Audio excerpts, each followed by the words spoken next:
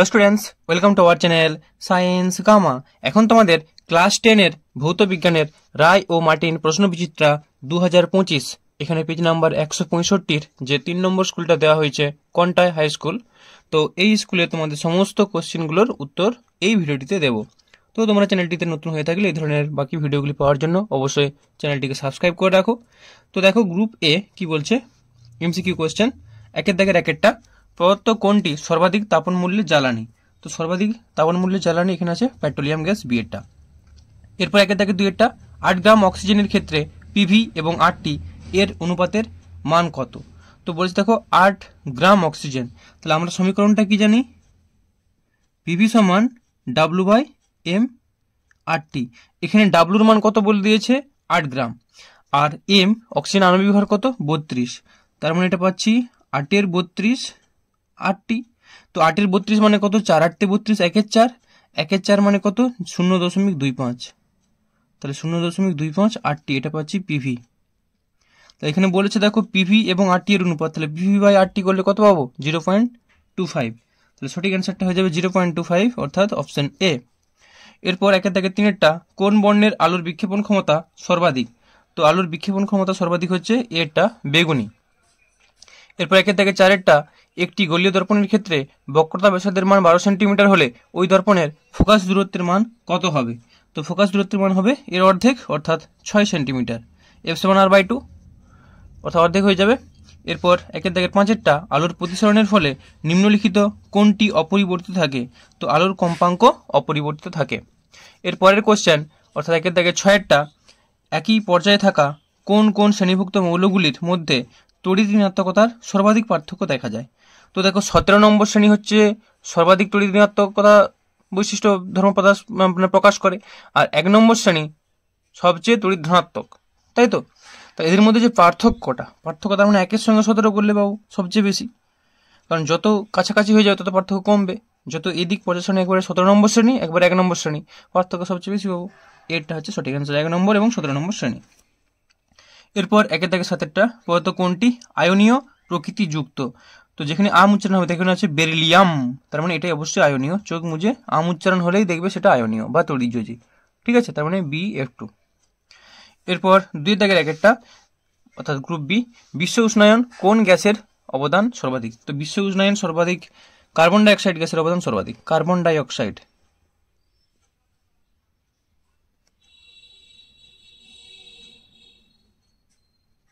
এরপর শূন্যস্থান পূরণ, বায়ুর অনুপস্থিতিতে জৈব আবর্জনার পচনে ড্যাশ গ্যাস উৎপন্ন হয়? এটা হবে মিথেন গ্যাস উৎপন্ন হয়। অথবাটা পাওয়ার অ্যালকোহল কি? তো দেখো তোমাদের পাওয়ার অ্যালকোহল কি, এটা অ্যান্সারটা দেখিয়ে দিচ্ছি। তাহলে দেখো পাওয়ার অ্যালকোহল,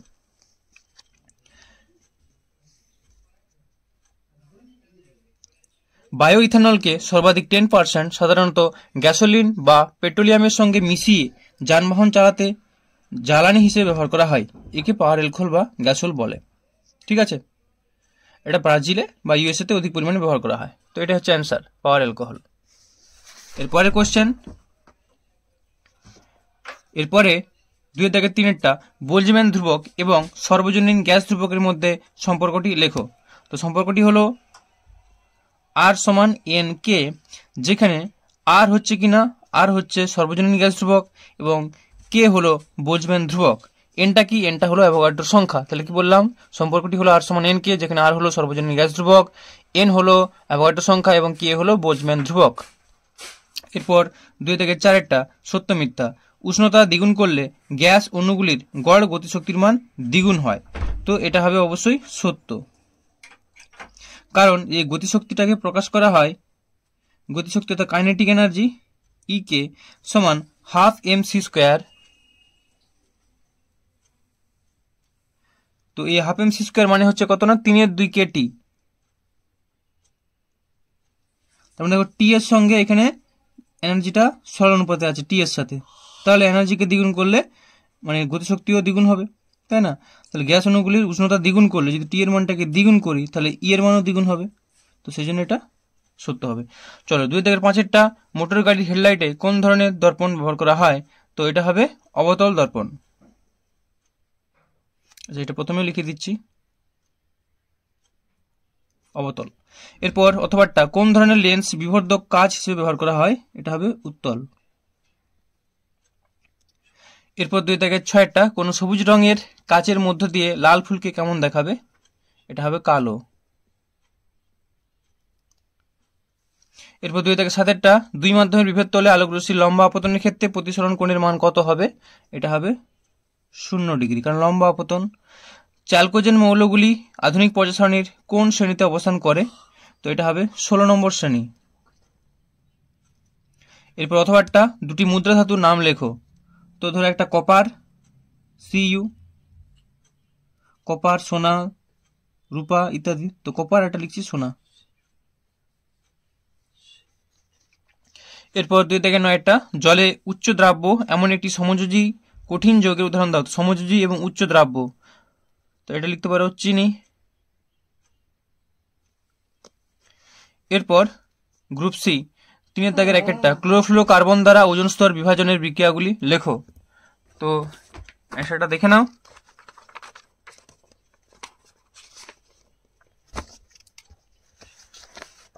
এই দেখো যে বিক্রিয়াগুলো। তাহলে 5 নম্বর পয়েন্টটা লিখতে হবে, ইলেকট্রনিক যন্ত্রের পরিষ্কার রূপে ব্যবহৃত হয় যে নিষ্ক্রিয় অদাহ্য হওয়ায় সিএফসি গুলি দীর্ঘ সময়ের ব্যবধানে স্ট্র্যাটোস্ফিয়ারে পৌঁছয় ও ওজোন স্তর ধ্বংসে অনুঘটকের কাজ করে। অতিবেগুনি রশ্মির আঘাতে সিএফসি বিভাজিত হয়ে যে সক্রিয় ক্লোরিন পরমাণু উৎপন্ন করে তা ওজনকে অক্সিজেনে পরিণত করে। Cl+O3 থেকে ClO+O2, এই ClO+O3 থেকে বিক্রিয়া হয় 2O2+Cl। এইভাবে প্রক্রিয়াটি অবিরাম চলতে থাকে। এই বিক্রিয়াটা লিখলে হবে। তারপর ভাষাটা লিখে দেবে, একটি সক্রিয় ক্লোরিন পরমাণু লক্ষাধিক ওজন অণুর বিয়োজন ঘটাতে সক্ষম। ব্যাস, এইটুকু হচ্ছে এর অ্যান্সার। চলো এরপরের কোশ্চেন কি আছে, বয়েলের সূত্রটির গাণিতিক রূপ সহ লেখো। আর একটা বলেছে যে এন মোল আদর্শ গ্যাসের, অথবাটা আছে এন মোল আদর্শ গ্যাসের অবস্থা সমীকরণটি প্রতিষ্ঠা করো। তো তোমরা প্রথমে দেখে নাও বয়েলের সূত্র।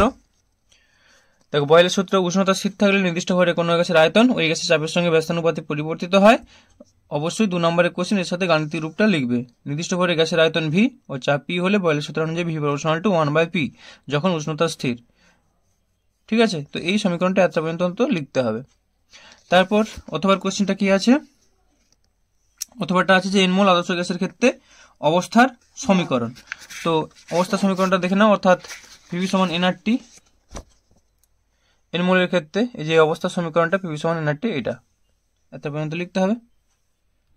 তো চলো নেক্সট কোশ্চেন কি আছে, জলের পরম প্রতিসারাঙ্ক 1.33 বলতে কি বোঝায়?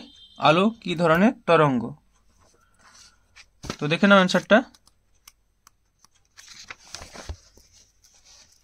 তো ওখানে বলছে দেখো জলের পরম প্রতিসারাঙ্ক 1.33, তার মানে এইটা পরম প্রতিসারাঙ্ক 1.33।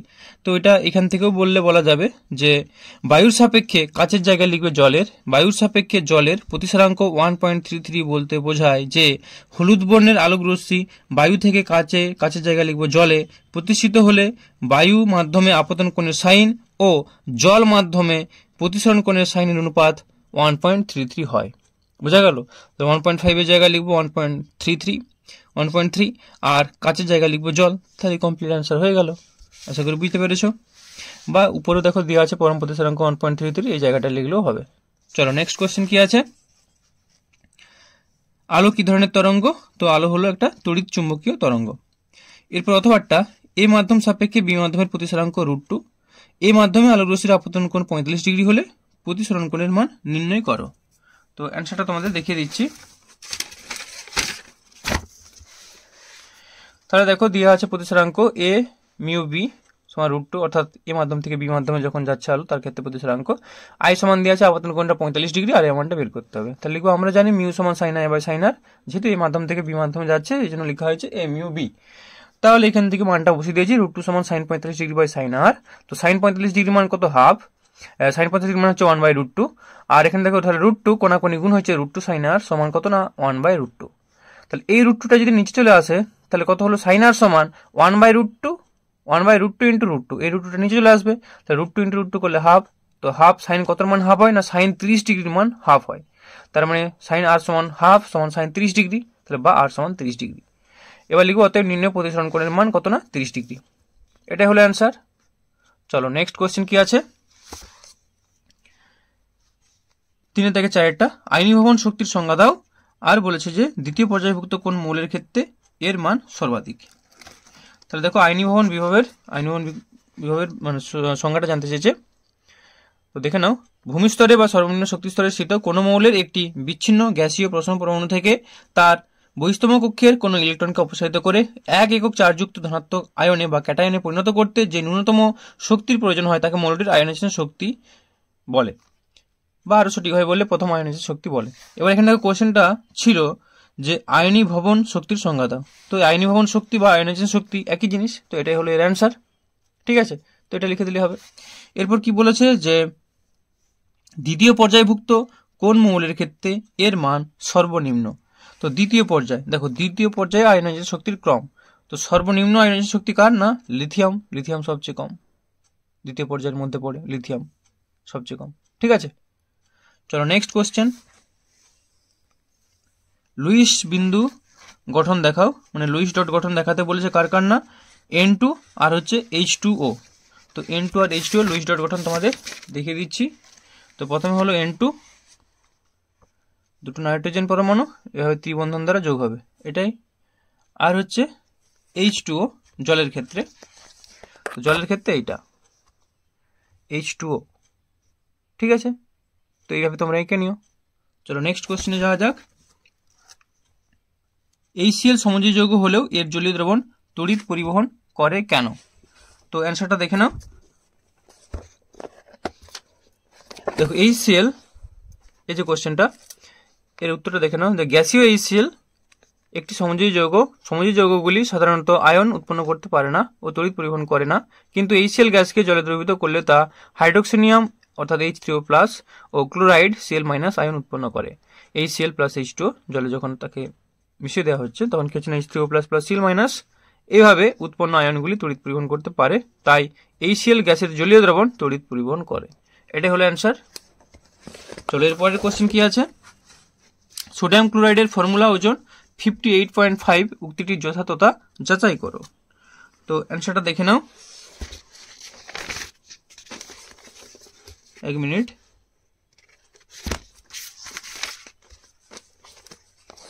এ দেখো অ্যান্সার, লিখবে নির্দিষ্ট সংকেত সম্পন্ন যে কোনো পদার্থের ক্ষেত্রে সংকেত ভর কথাটি প্রযোজ্য, কিন্তু যেসব পদার্থের অণুর স্বতন্ত্র অর্থাৎ পৃথক অস্তিত্ব আছে কেবল তাদের ক্ষেত্রে আণবিক ভর শব্দটি যথাযথ। আয়নীয় যৌগে প্রতিটি আয়ন তার চারপাশে নির্দিষ্ট সংখ্যক বিপরীত আধানগ্রস্ত আয়ন দ্বারা ঘেরা থাকে। আয়নগুলি এভাবে ত্রিমাত্রিক তলে সজ্জিত হয়ে নির্দিষ্ট জ্যামিতিক আকারের কঠিন কেলাস গঠন করে, তাই আয়নীয় যৌগের নির্দিষ্ট সংকেত থাকলেও পৃথক অণুর অস্তিত্ব নেই। এজন্য আয়নীয় যৌগের ক্ষেত্রে আণবিক ওজন অপেক্ষা সংকেত ওজন কথার্থ যথাযথ। যেমন সোডিয়াম ক্লোরাইডের ক্ষেত্রে দিয়েছে, দেখো যে অণুর অস্তিত্ব না থাকায় এর আণবিক ওজন 58.5 কথাটি যথার্থ নয়। এর সংকেত NaCl, তাই এর সংকেত ভর 23+, মানে সোডিয়ামের 23 ভরটা, আর ক্লোরিনের হচ্ছে 35.5, যোগ করলে পাবো 58.5 কথাটি ব্যবহার করাই সঙ্গত। এটাই হলো এর অ্যান্সার। ঠিক আছে, চলো নেক্সট কোশ্চেনে যাওয়া যাক। গ্রুপ ডি এ কি আছে দেখো, 4 দাগের একেরটা 152 সেন্টিমিটার Hg চাপে 8 গ্রাম কোনো গ্যাস 27 ডিগ্রি সেন্টিগ্রেডে 2 লিটার আয়তন দখল করে গ্যাসটির আণবিক ভর নির্ণয় করো। তো অ্যান্সারটা দেখে নাও। তাহলে এভাবে লিখবো, প্রদত্ত P = 152 সেমি Hg, তো সেটাকে আমরা ATM এ করে নেবো, 76 দিয়ে ভাগ করলে অ্যাটমসফিয়ারিক প্রেসারে চলে আসবে ATM। আর W দেওয়া আছে ওজনটা 8 গ্রাম, T উষ্ণতা দেওয়া আছে 27 ডিগ্রি সেন্টিগ্রেড, মানে 273 যোগ করলে 300 কেলভিন। আয়তনটা দেওয়া আছে দেখো 2 লিটার V, আণবিক ভর M টা বের করতে হবে, আর এর মান আমরা জানি 0.02 litre atmosphere mole inverse kelvin inverse. সূত্রে বসিয়ে দেবো, আমরা জানি PV = W/m/RT, তাহলে M সমান কত, M = WRT/PV, মানগুলো বসিয়ে দেওয়া হয়েছে। আর এখানে যখন P এর মানটা বসিয়েছি 152/76, তো 152/76 মানে 76টা উপরে গুণ হয়ে যাবে, তাহলে 76টা একবার উপরে লিখে দিয়েছি।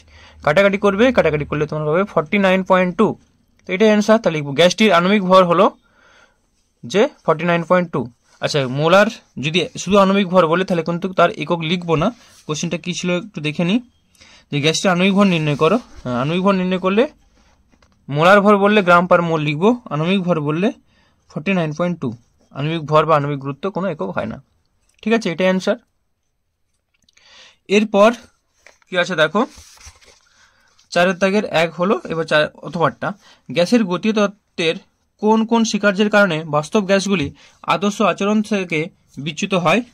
আদর্শ গ্যাসের অণুগুলির মোট স্থিতিশক্তির পরিমাণ কত? তাহলে কোন কোন কারণে বিচ্যুত হয় কারণটা দেখে নাও।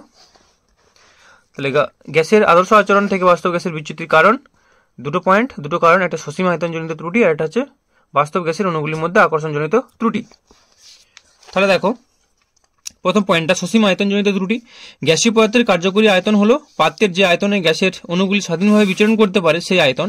বিন্দুভর রূপে কল্পনা করা গ্যাসের অণুগুলি যতই ক্ষুদ্র হোক না কেন তাদের নিজস্ব বা সমষ্টিগতভাবে সামান্য হলেও আয়তন আছে। তাই গ্যাসের অণুগুলির স্বাধীনভাবে বিচরণের আয়তন কখনোই পাত্রের আয়তনের সমান নয়, বরং পাত্রের আয়তনের চেয়ে কিছুটা কম। কিন্তু গ্যাসের সূত্রগুলিতে বা আদর্শ গ্যাসের সমীকরণে পাত্রের আয়তনকে গ্যাসের অণুগুলির অবাধে বিচরণের আয়তনের হিসেবে ধরা হয়েছে।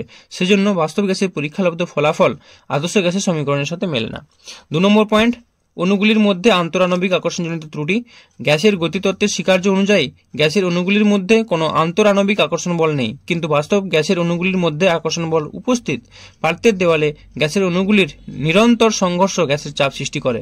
ফলে আদর্শ অবস্থায় আকর্ষণমুক্ত অণুগুলির দেওয়ালে ধাক্কা দিয়ে যে পরিমাণ চাপ সৃষ্টি করত, আন্তরাণবিক আকর্ষণ বল থাকায় বাস্তব গ্যাসের অণুগুলি তার থেকে কম জোরে ধাক্কা দিয়ে কম চাপ সৃষ্টি করে। তো এই দুটো পয়েন্ট লিখতে হবে, ঠিক আছে। চলো নেক্সট কি আছে? নেক্সট আছে আদর্শ গ্যাসের অণুগুলির মোট স্থিতিশক্তির পরিমাণ কত? তো এটা হবে অ্যান্সারটা কিনা 0, কারণ গ্যাস অণুগুলো স্থির নয়, সম্পূর্ণ শক্তিটা হচ্ছে গতিশক্তি, এই জন্য স্থিতিশক্তির পরিমাণটা হবে 0। চলো এরপরে নেক্সট কোয়েশ্চেন কি আছে, পরের পেজ অর্থাৎ পরের পৃষ্ঠায় যেগুলো দেওয়া আছে আর কয়েকটা কোয়েশ্চেন 4 দাগের 2টা কি বলছে দেখো, অবতল লেন্সকে অপসারী লেন্স বলা হয় কেন? এই লেন্সের প্রধান অক্ষের ওপর অবস্থিত দুটি প্রতিবিম্বের প্রকৃতি কেমন হবে? তো তোমাদের অ্যান্সারটা দেখিয়ে দিচ্ছি যে অবতল লেন্সকে অপসারী লেন্স বলা হয় কেন। তো এর অনেকগুলো কারণ আছে অবতল লেন্সের অপসারী ক্রিয়া। তো এই সমস্ত পয়েন্টগুলি কিন্তু লিখতে হবে। একটি অবতল লেন্সের মধ্যাংশকে একটি সমান্তরাল ফলক এবং অবশিষ্টাংশকে কতগুলি ছোট ছোট অখণ্ডিত প্রিজমের সমষ্টি হিসেবে ধরা হয়। এক্ষেত্রে প্রিজমগুলি ভূমির অবতল লেন্সের প্রান্তের দিকে থাকে। এক্ষেত্রে আলোকরশ্মি প্রিজমের মধ্য দিয়ে যাওয়ার সময় ভূমির দিকে বেঁকে যায়, অর্থাৎ লেন্সের প্রধান অক্ষ থেকে দূরে সরে যায় এবং প্রধান অক্ষ থেকে আপতিত রশ্মির দূরত্ব বাড়লে চ্যুতিও বাড়ে। ফলে অবতল লেন্সের মধ্য দিয়ে প্রতিষ্ঠিত হয়ে সমান্তরাল রশ্মিগুচ্ছ একটি অপসারী রশ্মিগুচ্ছে পরিণত হয় এবং প্রধান অক্ষের ওপর একটি নির্দিষ্ট বিন্দু থেকে অপসৃত হচ্ছে বলে মনে হয়। এজন্য অবতল লেন্সকে অপসারী লেন্স বলা হয়। ঠিক আছে, এটাই হলো কিনা এর অ্যান্সার। এই লেন্সের প্রধান অক্ষের উপর অবস্থিত বস্তুর প্রতিবিম্বের প্রকৃতি কেমন হবে? তো বস্তুর প্রতিবিম্বের প্রকৃতি কেমন হবে? অবশ্যই সেটা হবে খর্বকায়, অবশ্যই হবে সেটা অসৎবিম্ব এবং সেটা কি হবে না সমশীর্ষ। তো একটা ছবি দেখলে বুঝতে পারবে, এই দেখো এটা অবতল লেন্স, অবতল লেন্সে যেখানেই বস্তু রাখো না কেন প্রতিবিম্ব এরকমই পাবো, সমশীর্ষ, খর্বকায় এবং অসৎবিম্ব।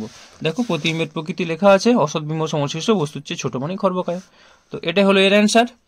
চলো নেক্সট কোশ্চেন কি আছে, কোন সমবাহু প্রিজমে আলোর প্রতিসরণের ফলে চ্যুতিকোণ 40 ডিগ্রি, প্রিজমের মধ্য দিয়ে রশ্মির গতিপথ প্রিজমের ভূমির সমান্তরালে হলে প্রিজমের প্রথম পৃষ্ঠে আপতন কোণ কত হবে তা নির্ণয় করো। অর্থাৎ I1 এর মানটা বের করতে বলেছে।